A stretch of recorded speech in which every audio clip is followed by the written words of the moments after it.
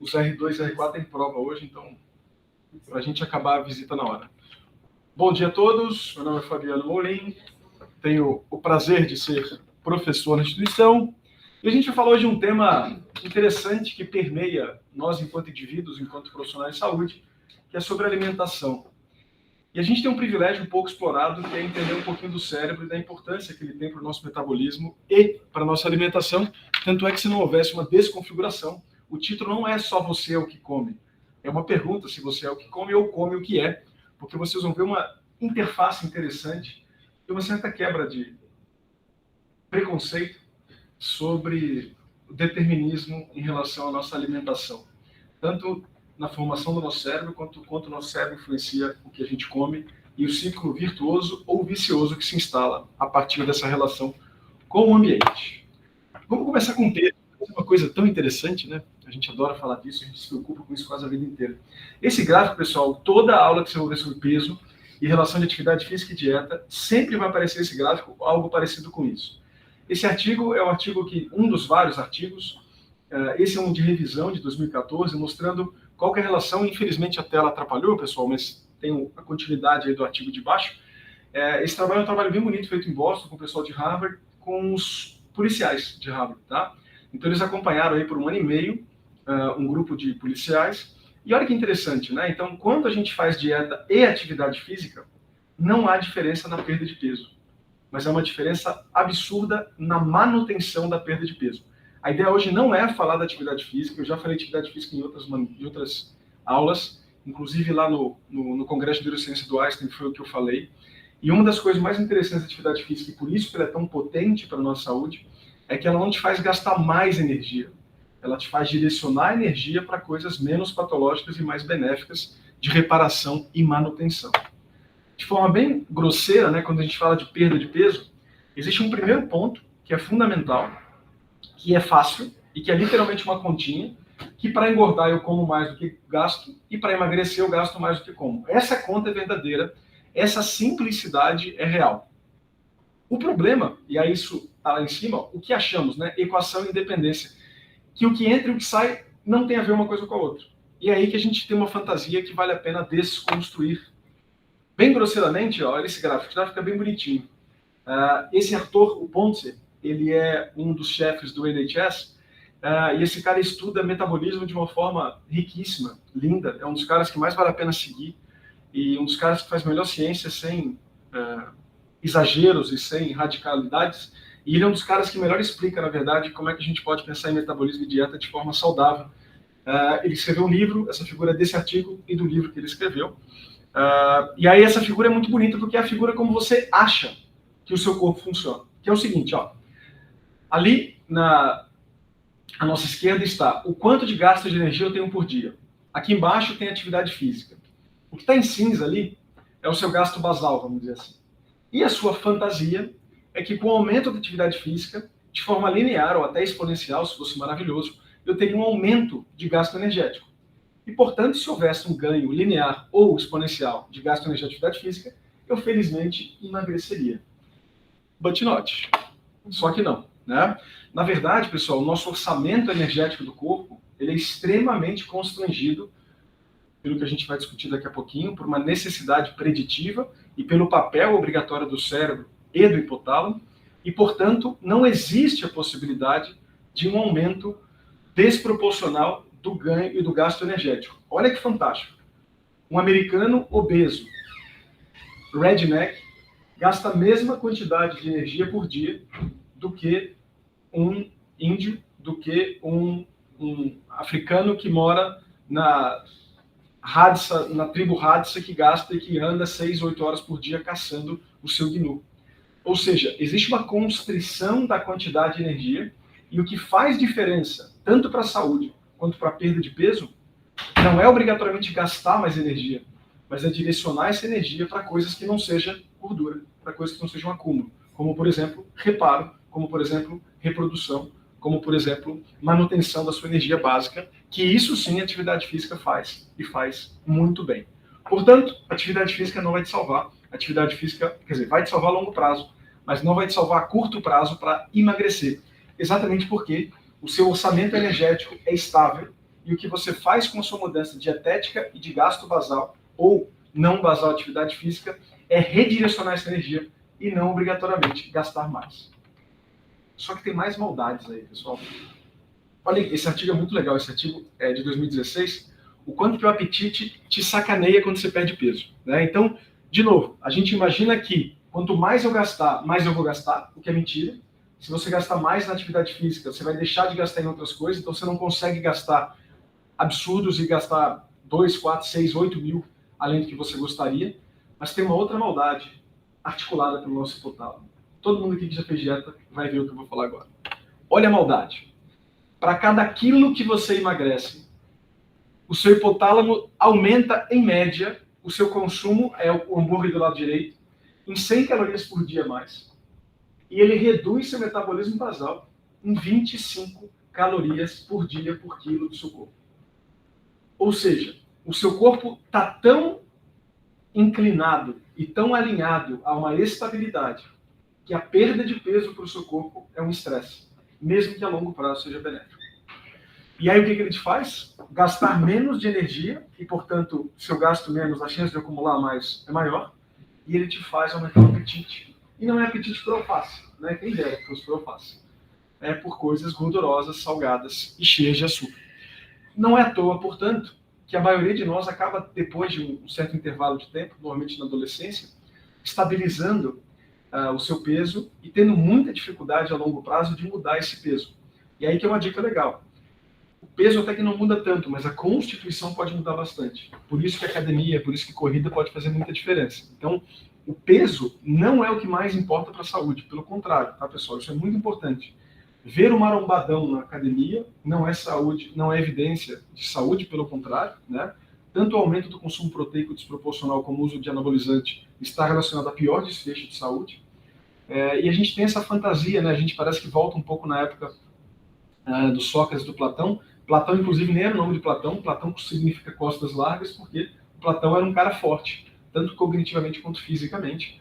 O nosso cérebro não consegue diferenciar moralmente, esteticamente, o que é bonito, do que é inteligente, do que é competente. Não é à toa que a gente valoriza pessoas altas e fortes, até com uma certa fantasia de competência.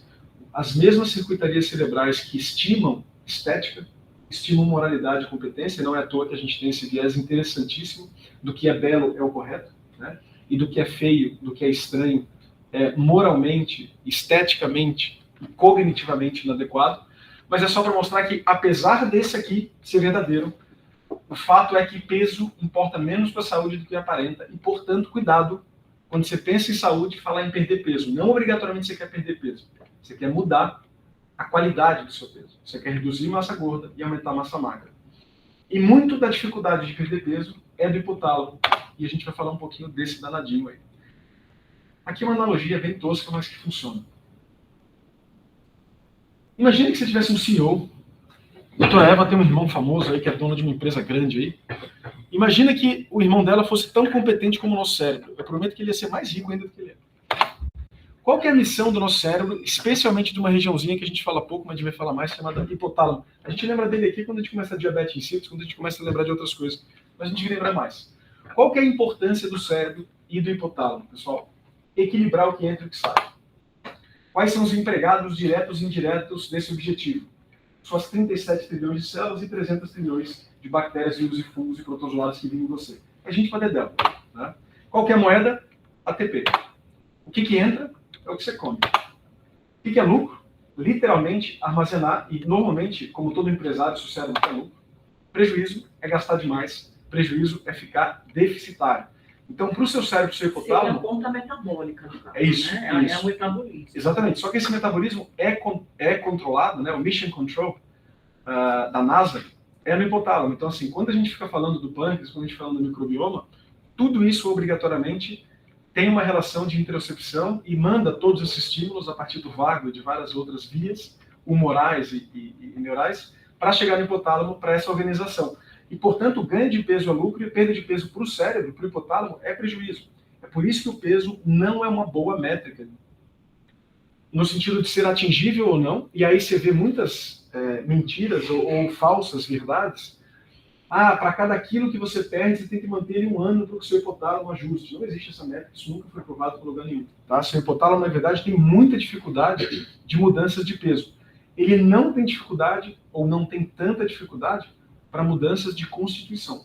Tá? Então, para todo mundo aqui que já foi nutricionista, que fez a sua densitometria corporal, né? Que a gente chama lá de DEXA, etc., a ideia toda da nutricionista e do nutrólogo, quando eles querem, não é obrigatoriamente a perda de peso, mas a redução da massa magra. Aumenta a massa magra e a redução da massa gorda. E o CEO, pessoal, quem é esse danadinho aí desse hipotálamo, né? Então, bem grosseiramente, é ele que está equilibrando o intake expenditure, né? Então, quanto você gasta, quanto que entra. E esses vários hormônios famosos, né? A leptina, a grelina, a insulina. E a gente tem recentemente aí os nossos agonistas de GLP-1, que inclusive, isso é bem interessante, né? Nós temos receptores de GLP-1 tanto no hipotálamo quanto no nosso sistema de recompensa, né? Então, o GLP-1 não é só uma questão periférica, mas é uma questão central. Esses remédios têm feito os vários laboratórios virarem, inclusive, a empresa mais rentável do seu país, porque eles realmente têm uma via que parece, a princípio, muito competente, tanto a curto quanto a longo prazo, para uma reorganização dessa circuitaria, tanto periférica quanto central, algo que espontaneamente é difícil, mas parece, por enquanto, a gente não tem evidência do contrário, que esses agonistas de GLP-1 são interessantes, e aí não estou nem quem deve vender remédio, estou dizendo que é uma coisa que, por enquanto, para aqueles pacientes que se beneficiam da intervenção farmacológica, isso realmente parece rico, né? Apesar da gente até hoje, qualquer hospital que você vai hoje, eles te perguntam se você está usando alguma coisinha, porque a gastroparesia aí é muito ruim, e para anestesia a gente tem tido algumas dificuldades, né? Então, muitos pacientes têm tido refluxo, aspiração, por conta dos agonistas de GLP-1, e aí eles têm pedido para a gente deixar de usar 1 semana antes, por exemplo, 2 semanas antes, para não atrapalhar a anestesia. Mas o fato é que tudo isso, toda essa complexidade, depende desse hipotálamo. E aí o que interessa, né, para a gente de forma bem grosseira, né? Antes da gente comer, você vai ter a grelina alta com leptina baixa. Depois que você come, grelina baixa, leptina alta. A leptina é exatamente a célula adiposa mostrando seu hipotálamo. Hipotálamo, chega, meu amigo, estou adequado. E é muito interessante, né? A ideia da aula é a gente discutir um pouquinho se você é o que come ou come o que é, porque no obeso, pessoal, um conceito muito interessante de doença é quando você perde a flexibilidade metabólica de autorregulação. Uma coisa que acontece no obeso é que isso aqui que eu estou mostrando, que antes e depois da comida, não acontece. Então, o seu hipotálamo fica dessensibilizado à leptina. Por isso que, inclusive, você entra num ciclo vicioso. O que é causa e consequência? Linda pergunta. Eu vou discutir um pouquinho de uma possível causa sistêmica, né? E da dificuldade, inclusive, nossa estatística de provar isso. Eu falo disso depois, porque é uma outra discussão estatística bem legal. Mas o fato é que essa perspectiva é de um cérebro saudável e de pessoas magras, né? Quando eu fico obeso, de novo, se isso é a causa da obesidade ou só uma consequência da obesidade, nem se o GLP-1 é adequado e nem a sensibilidade à leptina é adequada. Então, você, por exemplo, quando você faz nocaute de ratos, né, com leptina, o rato fica obesão. E os obesos, a gente sabe que tanto no ponto de vista hipotalâmico quanto nas várias etapas da circuitaria metabólica, a gente tem dificuldade. E olha o que é fantástico, pessoal. O nosso hipotálamo tem uma competência energética de manutenção no contexto adequado, e essa é a palavra importante, de 99,8% de predição. Imagina se um CEO de empresa, imagina se o irmão Devinha, tivesse a competência de acertar e alinhar 99,8% de tudo que ele fala, tudo que ele diz, tudo que ele escreve. Esse cara ganharia dinheiro, esse cara seria o Elon Musk da vida aí. Mas olha que interessante, pessoal. Todos nós temos esse potencial. Para todo mundo aqui que está vivo, a gente tem esse controle sobre o nosso peso? Por que não? Essa é a grande pergunta. Porque isso aqui, tanto em populações não expostas ao que eu vou descrever agora, em animais, essa é a competência energética hipotalâmica. Só que todos nós aqui já tivemos uma balancinha que fez assim, ou se a balança não fez isso, a constituição do corpo fez isso, né? No sentido de quanto de massa magra você já teve, quanto de massa gorda você já teve. E aí, pessoal, que é importante explicar, né? Então, esse artigo lindo, e aí, para quem gostar de qualquer perspectiva metabólica centralizada no cérebro, aquele segundo autor ali, ó, Peter Sterling. O Peter Sterling é um professor do MIT, ele é um biólogo incrível, ele tem 2 livros maravilhosos, um é sobre princípios de construção neuronal, literalmente ele descreve aí como é que você como é que a natureza constrói o que ela constrói e por que o cérebro é importante. Mas ele é um cara dos mais importantes para essa discussão de alostase. Eu já discuti homeostase e alostase aqui quando eu falei de saúde lá atrás, mas ele tem uma outra perspectiva de alostase que é um pouco diferente do que eu falei lá atrás. A alostase é a perspectiva do cérebro de regular o nosso corpo a partir de predições. E essa aqui, para o Sterling, e claro que a gente é neurologista, então a gente vai gostar dessa ideia, qual é o grande papel do cérebro, ou de ter um cérebro nesse corpo? É o gerenciamento, né? E aí é bem bonito, essa figura aqui está resumindo um artigo e um livro dele muito bom que chama O que é Saúde, esse livro de 2022. O papel do cérebro é literalmente a construção e a organização de padrões internos e externos. O padrão preditivo te obriga a comparar o seu plano inicial com o que tanto o mundo quanto o externo quanto o mundo interno te dá. E olha que bonito, olha que interessante. Para dentro, o que você faz é ajustar metabolismo. Para fora, o que você faz é ajustar comportamento. Então, para toda teoria preditiva, para toda teoria alostática, para toda teoria bayesiana, tanto a nossa percepção e resposta interna quanto comportamentos são faces da mesma moeda, buscando sincronia entre a predição e o que o mundo me dá. Por que eu estou falando esse monte de coisa? Porque uma coisa o nosso cérebro não consegue atingir sincronia e uma coisa nos faz perder aquela competência de 99,8% dessa imagem linda aqui, desse cérebro CEO e dessa balança perfeita. É o quê? Isso aqui. Então, ultraprocessado. Ultraprocessado. Então, literalmente, pessoal, a gente odeia uma causa para um desfecho. Né? A gente odeia entre aspas. É que a gente já passou dessa fase reducionista, onde uma coisa leva a um desfecho. Mas por incrível que pareça, apesar da gente tolerar menos esse tipo de radicalização, esse tipo até de redução do mundo, literalmente não existe hoje evidência do contrário. Esse artigo, inclusive, é um artigo muito bom do Ponce, que eu falei, que é aquele pesquisador, que ele usa os caçadores-coletores como modelo de saúde pública, e ele usa toda essa pesquisa dele metabólica e dessa questão preditiva hipotalâmica com o nosso organismo. Literalmente, o nosso cérebro não é um CEO adequado. O nosso hipotálamo não consegue ser síncrono e ser equilibrado na presença de ultraprocessado. Uma das várias causas, né, então isso é bem interessante, a gente tem várias doenças de desencontro, que a gente chama, né, ou de mismatch no inglês. A diabetes tipo 2 é exclusivamente uma doença de ambiente, né? Você pega indígenas que não têm uma prevalência diabética ridícula e você coloca na nossa alimentação, a prevalência chega a 80%. Então, para além da matança nossa com os nossos vírus e bactérias que eles não tinham contato, uma das maneiras mais competentes hoje de matar povos, entre aspas, mais isolados, é introduzir a nossa alimentação. Isso vale para a China, isso vale para várias culturas mais isoladas, mas o fato é que o nosso organismo não consegue mais dar conta, e aí é aquilo que, inclusive, o título tinha para provocar, se nós somos o que comemos ou comemos o que somos. Por quê? Porque com o ultraprocessado, você literalmente perde a competência de organizar esse hipotálamo. E olha que interessante, né? A gente gosta de comer, então tudo aquilo que está alinhado à sobrevivência e reprodução ativa o sistema de recompensa, né? Informação, por isso que você é tão viciado em mídia social. O outro motivo da mídia social ser interessante, comida, sexo. O sexo literalmente é controverso, porque tem uma discussão aí que não é irônica, mas real, sobre o quanto de recompensa e o quanto de sobrevivência existe, mas o fato é que ele grosseiramente é colocado aí. E é interessante, pessoal, quando a gente vai ver, então, né, o nosso circuito clássico, né, de área tegmentar ventral, núcleo accumbens e esse frontal ventromedial, o que acontece, né, é que, do ponto de vista prático, a gente tem duas maneiras de estimular essas regiões de adaptação.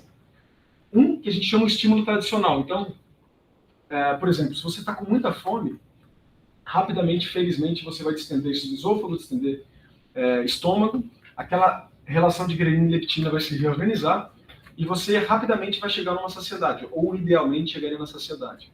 O que é muito diferente da gente comer no Häagen-Dazs, o que é muito diferente da gente comer cheesecake, o que é muito diferente de comer pão com manteiga. Já perceberam que tem alguma similaridade entre as comidas que a gente tem mais dificuldade de se regular?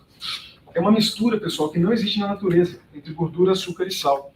Na natureza, você tem ou a banha ou açúcar, que normalmente é mel, inclusive, né? Naquele artigo do Hunter-Gatherer, que ele chama, né, do caçador-coletor, 10 a 15% dos carboidratos da população é de mel. Só que você tem que brigar com as abelhas para conseguir, ou seja, o gasto já é razoável para você conseguir. Mas eles comem muito mel. Só que olha que interessante, ou é mel, ou é gordura que eles conseguem processar a partir do leite, por exemplo. Mas a gordura com açúcar não existe na natureza. Não existe nenhum alimento na natureza que seja meia gordura, meio açúcar. Foi só o ultraprocessamento que fez isso. Qual o problema disso? O seu cérebro nunca lidou com esse tipo de alimento. E, portanto, ele não sabe, literalmente, equilibrar a saciedade. Quando o seu cérebro não sabe equilibrar a saciedade no estímulo, você chama isso de superestímulo. É a pornografia para o sexo, é a religião para a perspectiva social, é o ultraprocessado para a alimentação. Por que a religião, por exemplo, por que uma... não precisa nem ser religião só. Por exemplo, uma passeata política alinhada a seus valores políticos, por exemplo. Aquilo é extremamente sedutor, né? Ou a missa que você frequenta. E por quê? Porque nós somos sociais. E a visão e a orquestração e a similaridade de movimento na reza ou na política de 100, 200, 400 mil pessoas fazendo é algo que o seu cérebro nunca foi submetido e nunca teve uma seleção natural para fazer.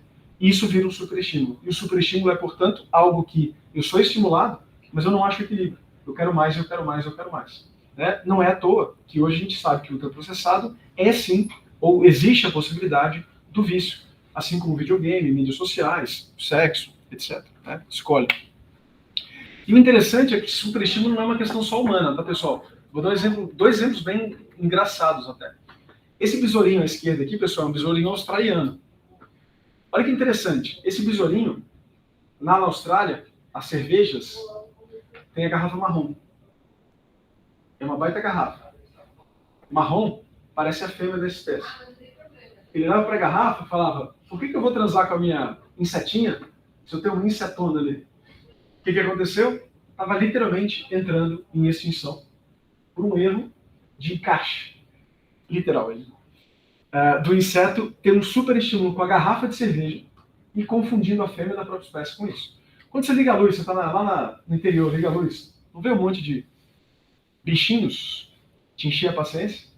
A luz da sua casa é o super estímulo da lua, que para eles é um ponto guia, é uma maneira deles se organizarem à noite, e você vira um super estímulo. É literalmente a capa da Playboy, é literalmente o Big Mac, é literalmente XYZ que eu já expliquei para vocês. E, portanto, o ultraprocessado, ao ser um superestímulo, exigir do próprio indivíduo equilíbrio é ignorar a biologia. Ah, Fabiano, para de inventar, isso aí tá bonito, mas você está viajando. Tá bom, vamos apresentar artigo, né? Então vamos lá. Olha que interessante, pessoal. Esse artigo é lindo, né? É mais um artigo lá do pessoal do Kevin Hall e do Posner. Olha que fantástico esse artigo. Eles avaliando na ressonância funcional. Aqui é aquela modernidade que as revistas têm feito, que é aqueles resumos dos artigos com figuras, né? Isso ajuda bastante, né? E esse é muito bem feito. Olha que legal. Eles estavam avaliando a atividade glutaminal do striato, de forma geral, das pessoas na ressonância funcional, quando você mostrava certo tipo de alimento. A figura da esquerda é o quanto você estaria disposta a pagar por certo tipo de alimento. E ali a figura é, grosseiramente falando, imagina que é €1 ali, $1, né? Bem grosseiramente, por carboidrato, você estaria uma medida financeira. Para gordura, outra medida financeira.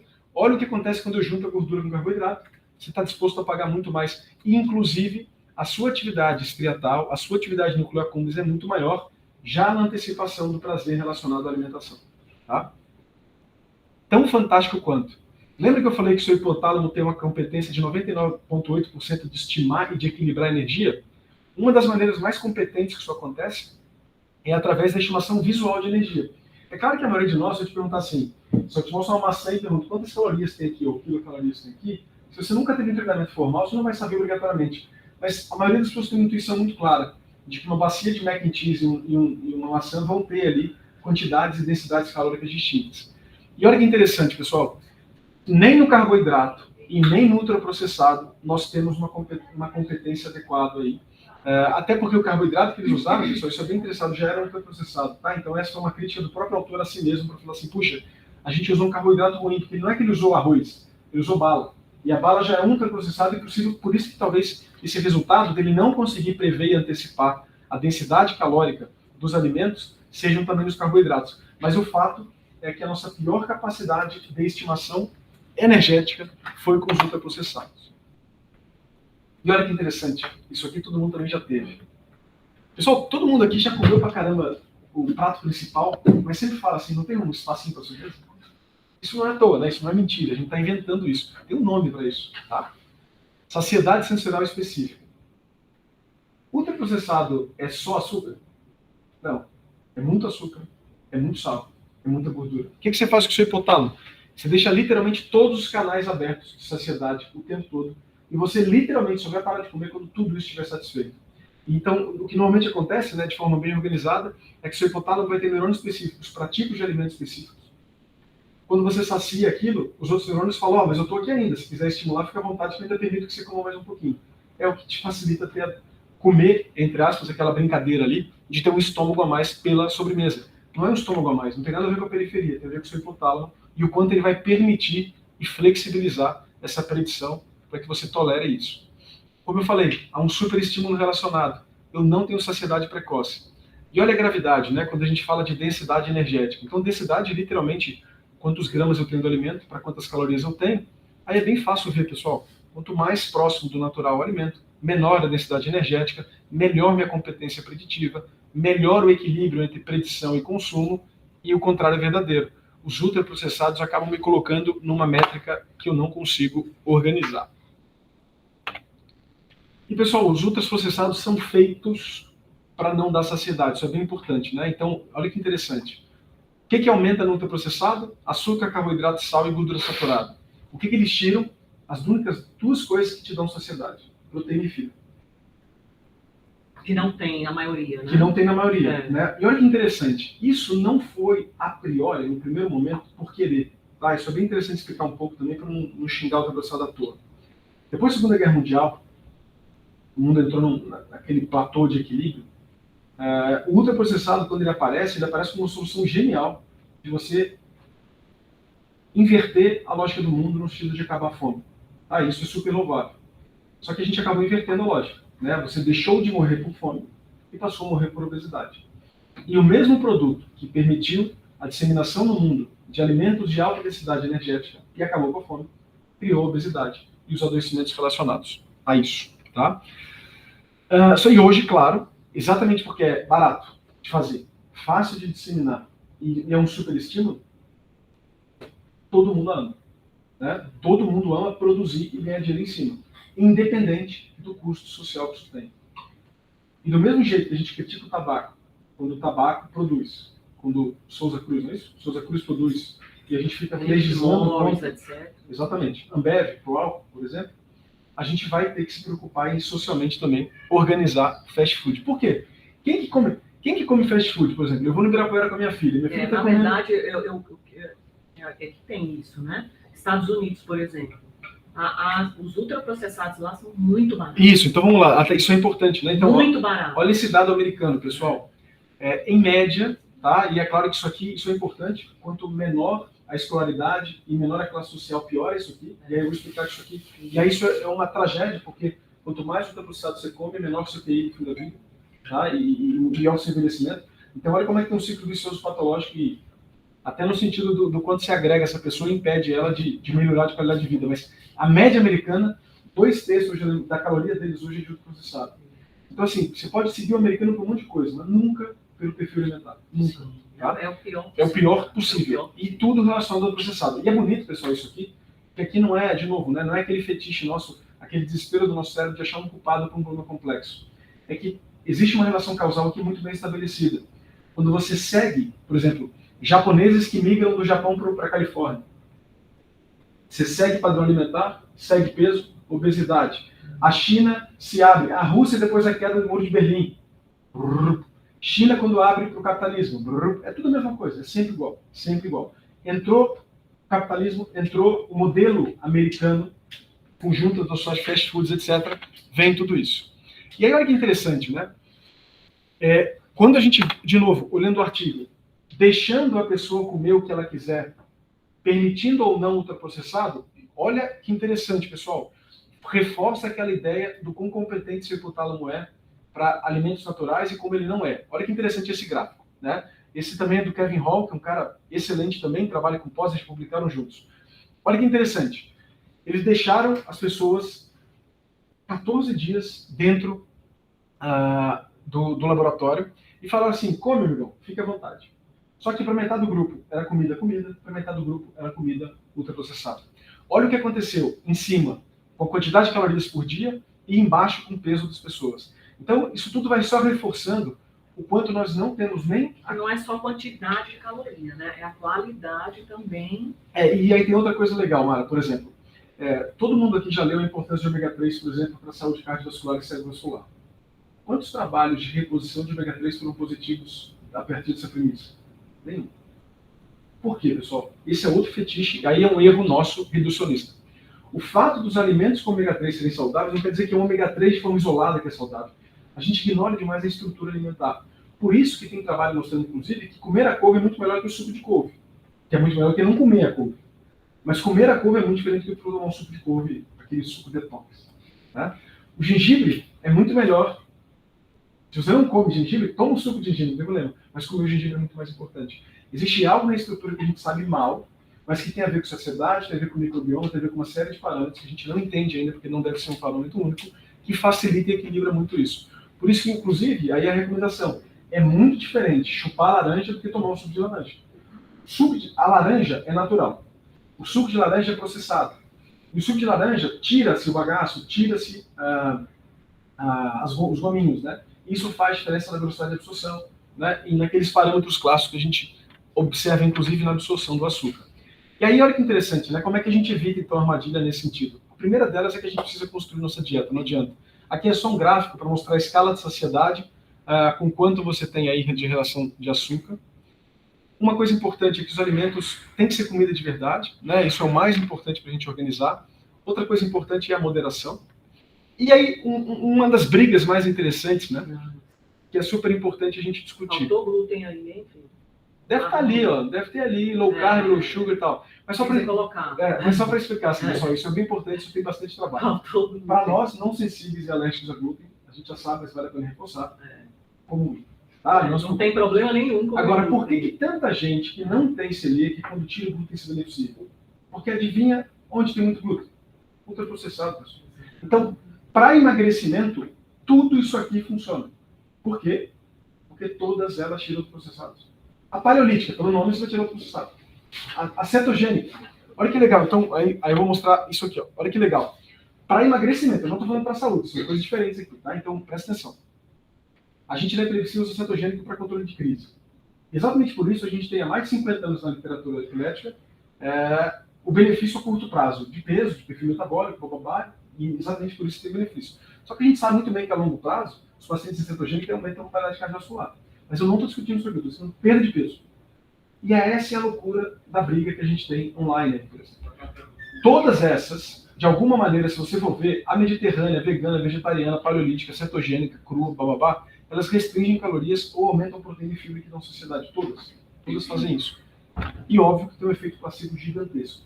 Agora, uma coisa é emagrecer. E aí esse artigo também é muito bom para variar do Kevin Hall, tá? Mas, então, as guerras de dietas para emagrecimento são completamente idiotas. Agora, para a saúde, a evidência é um pouco mais clara, tá? Esse artigo é uma revisão de 2020, bem legal, tá? Que basicamente, pessoal, ele pega, e é isso aí outra coisa importante. Vamos parar com esse fetiche de um alimento vai me dar saúde. Eu como mal pra caramba, mas como cereja. Eu como bem mal pra caramba, como couve. Pô, mas assim, você sabe que não vai ser isso que vai fazer a diferença. Bem grosseiramente, o que esse artigo fez foi a meta-análise da meta-análise, vamos dizer assim, para que a gente possa espremer o que a gente sabe de melhor. Olha que interessante, né? Ela começa com os padrões de estilo de vida, né? Então, atividade física, interação social e rest, né? Tanto sono como intervalo. E olha em segundo, né? A gente fala muito pouco de hidratação, mas a gente fala muito pouco também de chá e de infusões, né? Isso realmente tem muita evidência. E depois, integrais, né? Integrais. E só depois a coisa vai subindo, com pouca gordura saturada e pouca proteína animal. Bacon, pessoal, que é outra coisa típica americana, é um dos piores alimentos possíveis. Assim. Você pega o máximo da gordura saturada e ainda defuma o cara. Né? Então, o defumar, que é uma forma de processamento que, dependendo da dose, pode ser até razoável, na quantidade que a gente faz acaba não sendo possível. Para resumir, para terminar então, né? A nossa relação com a comida não é coisa muito das complexas, não. A gente só precisa entender um pouquinho o papel, inclusive, do cérebro, e eu acho que nós, como neurologistas, temos uma obrigação até de falar melhor e entender melhor isso, né? A gente precisa comer menos, ou pelo menos comer melhor, né? Comer comida, e isso é importante também, né? Lembra que eu falei do peso? A gente come comida, a gente não come caloria, assim, né? Eu não estou dizendo que vigilando o peso não funciona. Funciona, e aquela quantidade é interessante. Mas para longo prazo, A gente não precisa complicar tanto a vida assim. Se você abandona os ultraprocessados e traz para casa a comida, se você descasca mais e desembala menos, isso já fica bem mais fácil. Se você come saudável, o peso se organiza, né? E aí, isso sim pode ter até alguma discussão, mas de qualquer jeito a evidência aí é um pouco mais clara, é que se a gente tivesse uma frase para resumir nutrição, é coma comida, de preferência plantas, e em moderação, né? Uma dica para o consultório, uma dica para a vida. Mudar a alimentação é muito difícil. Você chega para um senhor que veio de Pernambuco, e aí você quer falar com ele para ele comer, sei lá, mirtilo. Não vai rolar. Até que não vai rolar. Essa é uma dica, isso foi publicado já, essa dica boba aqui, que é só isso aqui, ó. A maioria de nós, em casa, quando a gente cozinha, tem de 8 a 10 pratos típicos de casa. Qual que é a dica? Mapeia junto com o paciente, veja os 3 mais saudáveis e só peça para ele fazer mais. Ou acrescenta algo que possa melhorar a densidade energética, por exemplo. Estou inventando aqui, mas se você pega um abacaxi e coloca canela, você potencializa 300 vezes o efeito antioxidante. Se você coloca aveia, por exemplo, o índice glicêmico, numa banana que você come, você melhora demais a saciedade e o benefício, inclusive, da própria banana que você está comendo de sobremesa, por exemplo, né? Adaptar isso é muito mais fácil do que inventar. E aqui, pessoal, é só uma dica real, assim. Eu gosto muito da Rita Lobo. Eu adoro. Porque ela dá comida. Ela não tem um radicalismo. Talvez aquela moça lá, a irmã da outra moça que é quase famosa, que é filha do Gil lá, a Bela Gil. Talvez ela, de verdade, a longo prazo, esteja mais certa do que a Rita Lobo, tá? No sentido do vegetarianismo e veganismo. Possível. Mas eu acho que para uma mudança plausível, para uma mudança intermediária, nós estamos tão distantes da Bela Gil, que se a gente fosse uma Rita Lobo, a gente já teria muito bem, obrigado. E uma dica, pessoal, que é muito legal. A Rita Lobo, esse cara que você não conhece, não devia conhecer. Esse é o da USP, né? Isso, Augusto Monteiro. Carlos Augusto Monteiro. Carlos Monteiro. O Carlos Monteiro, pessoal, ele escreveu o Guia Nacional. Ele é Não, ele é médico, epidemiologista, epidemiologista, professor titular de epidemiologia e nutrição da USP. E nutrição, né? Isso. Epidemiologia e nutrição. E esse cara, por que ele é incrível, pessoal? Esse guideline está muito bem escrito de nutrição. Até um orgulho nosso. Esse cara é simplesmente a maior referência hoje de nutrição do mundo, por alguns motivos. Ele tem várias pesquisas, inclusive, relacionadas a essa questão de ultrapassado no Brasil. Ele tem uma rede, né, de pesquisa sobre alimentação, que é o BrasilNet. E é muito bonito e é muito claro, e ele mostra isso no último trabalho deles, o 23, que o aumento do consumo de ultraprocessado tem aumento de peso, o aumento do consumo de plantas tem a ver com peso, tem a ver com desfecho metabólico. Esse guia está muito bem escrito, e os dois escreveram alguns livros, e ela usa muito, na verdade ela reforça muito o que ela já acredita a partir da pesquisa dele. Ele não tem nada de radical, exceto o ultraprocessado, e pelo contrário, ele é um cara super equilibrado e super organizado, e eu acho que uma perspectiva muito legal de pesquisador. Olha um achado de pesquisa que mostra como interessante esse cara é. Ele tem 40 anos de pesquisa no Brasil já. Há uns 20 anos, ele viu que, fazendo a regressão logística lá, que a presença de vinho em cima da mesa estava relacionado a perfil nutricional melhor. Vinho. Pô, mas vinho é álcool, né? Álcool a gente sabe que não é tão bom. É que o vinho era um proxy, era simplesmente uma maneira para mostrar que o vinho tinha celebração, que o vinho tinha comunhão, que o vinho tinha comida com as pessoas. Não era o vinho que fazia bem, mas é o fato de você comer com as pessoas, o fato de você comer comida e comer junto, né? E ele foi o primeiro cara a apontar o problema, a repensar o problema, que é uma coisa que a gente vê, por exemplo, nos blue zones, né? Aquelas zonas azuis de envelhecimento saudável. Tudo tem vinho lá. Não quer dizer que vinho faz bem. Quer dizer que comer com outras pessoas faz bem. Comer comida faz bem. Fazer atividade física faz bem, de outras maneiras. Então, o Carlos Augusto Monteiro é uma pessoa que vale muito seguir. 290 publicações no PubMed, então dá para se divertir bastante com ele. Inclusive, para quem quiser fazer doutorado com ele, está aberta a inscrição, tá? Para o projeto de pesquisa dele. Mas se você não quiser fazer pesquisa com ele, só compra os livrinhos da Rita Lobo, que já está ajudando bastante. Mas a dica é, independente se você é o que come ou como o que é, entendendo um pouco melhor, a gente pode fazer diferença para nós, para nossa família, para os nossos pacientes, e a gente precisa. Porque não subestimam a importância da alimentação para a nossa saúde e não superestime o papel do ciprofibrato, fenofibrato e estatina para isso, tá? As duas coisas são importantes, a primeira mais que a segunda, mas a gente precisa ser tão familiar com esse tipo de conhecimento como a gente é para as drogas que a gente está muito acostumado a prescrever. Valeu!